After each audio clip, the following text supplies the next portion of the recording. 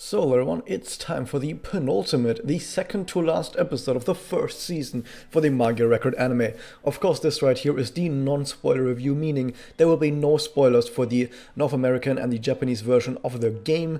Instead, let's talk about what the anime has shown us in this very important episode.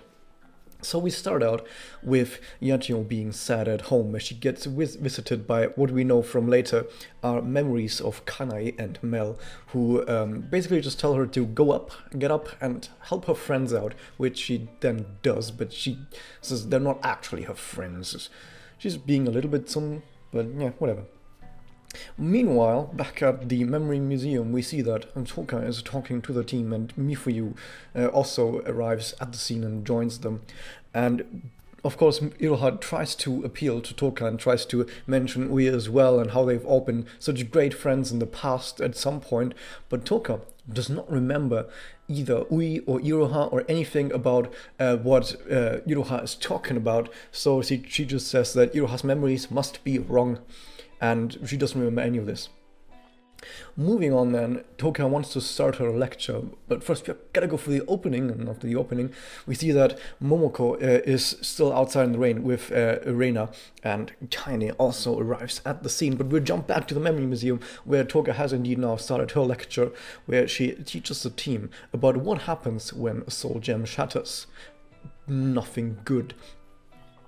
We see then once again back at the bridge. Meanwhile, Rina has embraced Kaide and they all have a moment together, and Momoko and Kaide then tell Rina the truth about the Mirka somewhere off screen. We're gonna get to this like way later, but for now let's just move back once again to the Memory Museum, where Toka then mentions that indeed the soul gem is indeed the soul of the Pura Magi, and when the soul gem gets shattered, they are dead.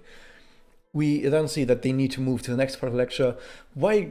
I guess she didn't have the slides prepared in this specific spot, but no, they want to use some other gondola thing, and this gondola thing apparently replays the memories that someone has experienced, and they're basically using this to make the next lesson be a lot more intense, I guess I would say, and make sure that they really understand what is going on, because show's better than tell. They're good storytellers after all.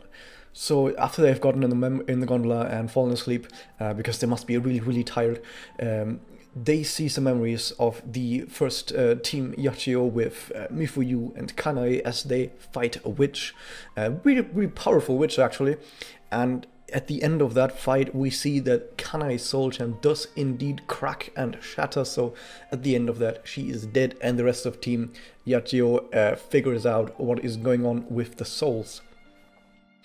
Meanwhile, back in reality, we see that Yachiyo has arrived at the Memory Museum, where she just quickly runs past some smug loli, somehow manages to suppress her urge to punch the punchable loli in the face, and instead rushes down to catch up with the gondola or the next few parts of the lecture.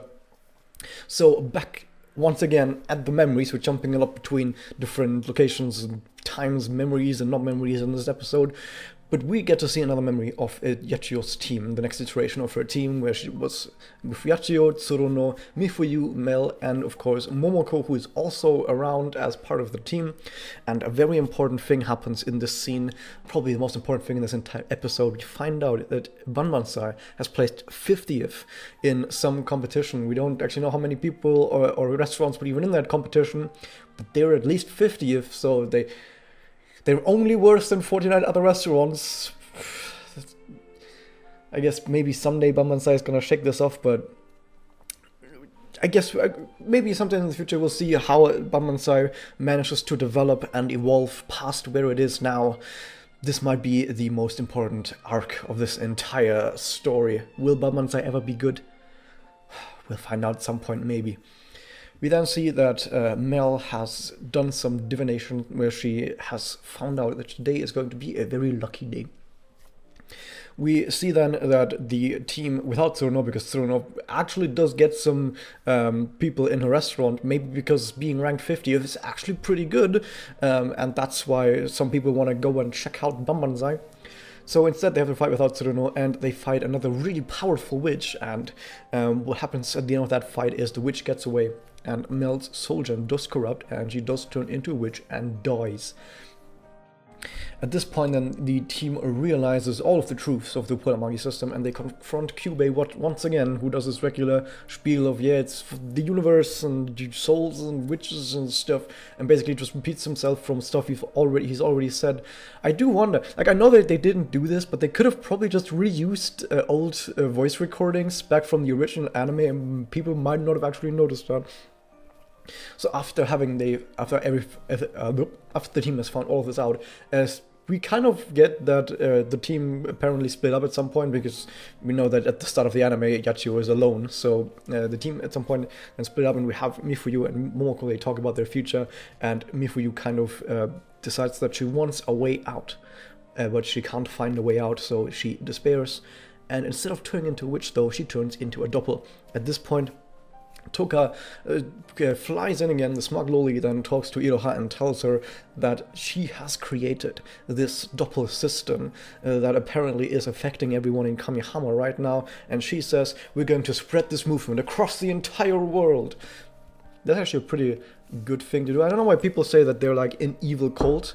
What have they done that's evil? I mean, they've created some rumors that, I mean, the rumors haven't killed people. They've just like captured people for a few days and everyone's fine again. I mean, that's bad, right?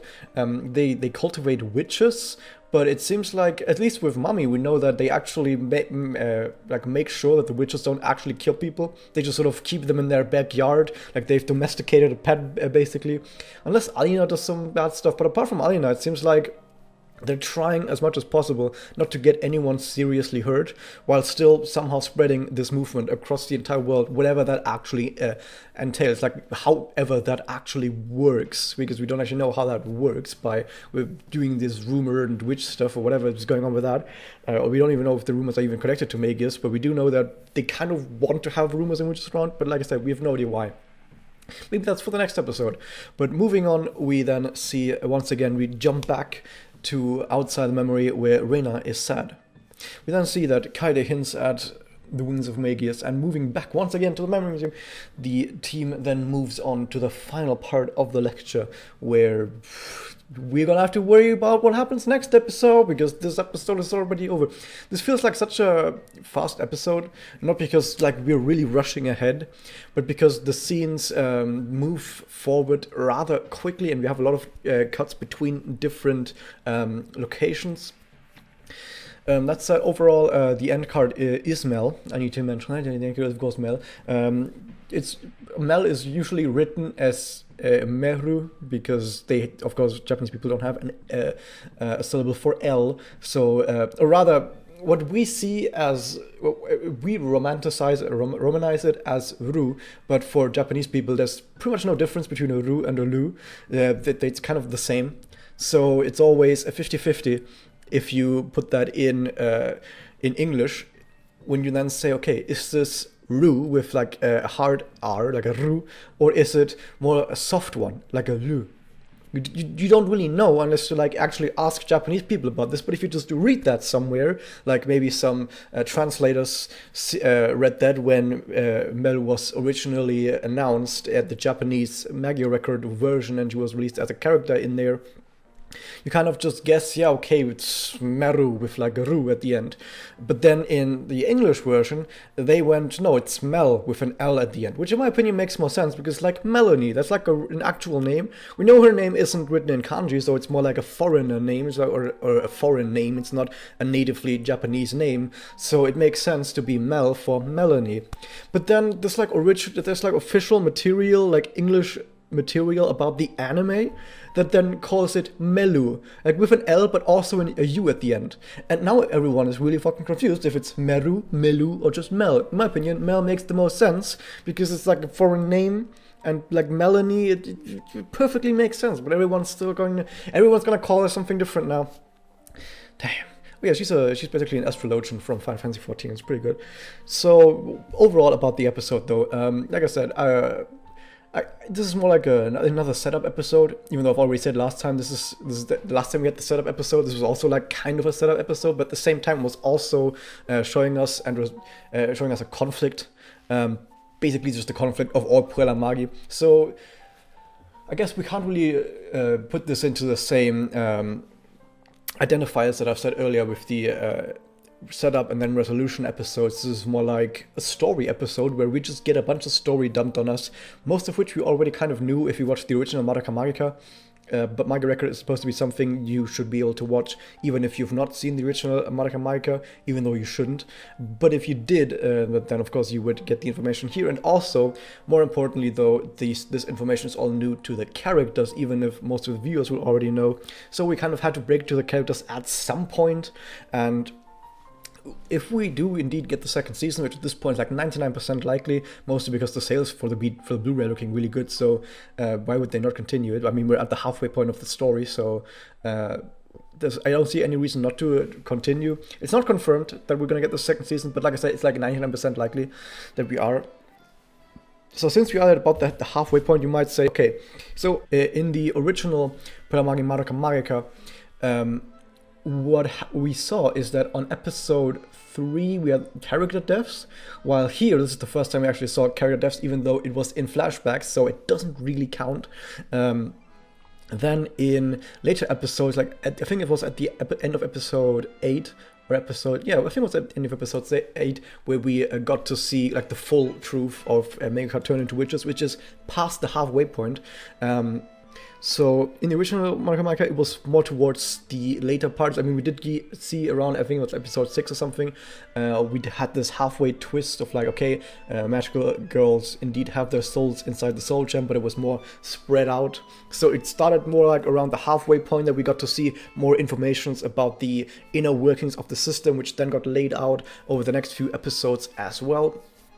And in here, comparatively, a lot of people will say, oh, it's episode 12 and only now we're getting to this. But if you look at the entire timeline, if we do indeed get the second season, which like I said, 99% sure, on the entire timeline, we're just below, or rather just at the halfway point, and we're getting this info at or just slightly before the halfway point. So spread out across the entire anime, we're actually getting this information to the characters sooner, relatively, than in the original anime, where it happened after the halfway point, where this information was spread out. So overall, we kind of did need to get this information out so that now we can move forwards and go into other stuff. Hopefully we'll finally get to what actually is going on with the Magus, because this is something that we probably should have had more hints on earlier, which is what the Magus is actually trying to do, because we still don't know. We still need next episode to figure out what they're actually doing. Like, we know that they're somehow responsible for this doppel system, but we still don't know why they're doing all, they're like guarding rumors and they're guarding witches. We don't know why they're doing any of that, and we don't know how they're trying to spread this entire movement across the entire world, or what it actually directly is that makes doppels happen. They just kind of happen, and Toka just says, yeah, that's me. So we don't actually know exactly all of the details and all of the important information that could lead us into future conflicts. So yeah, that's basically it. Once again, there will be a spoiler review for this with the differences and spoilers where I talk more about all of these different events with all the background knowledge that I have. So of course, once again, once the spoiler review is out, you'll see the link in the description somewhere down there. And yeah, if you want to be there right when it happens, don't forget to hit that subscribe button, and I'll see you guys next time. Yeah, I nailed the branding for once.